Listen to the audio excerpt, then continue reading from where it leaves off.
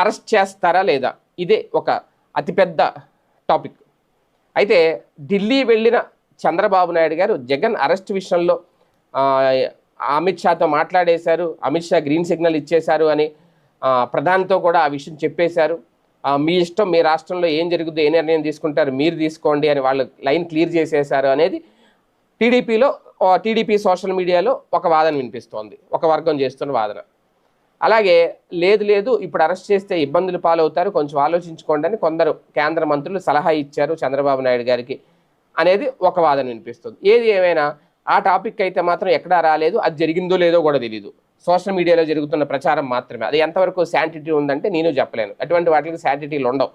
అలాగని చెప్పి ఇప్పుడు పేపర్లో వచ్చిన దానికి చంద్రబాబు నాయుడు గారికి చెప్పిన దానికి మరి శాంటిటీ ఉంటుందంటే ఉంటుంది. ఎందుకంటే అది అధికారికంగా ముఖ్యమంత్రి హోదాలో వాళ్ళు చెప్పారు కాబట్టి లోపల ఏం జరిగినా వాళ్ళు చెప్పింది మనం నమ్మాలి, అంతే, నమ్మి తీరాలి.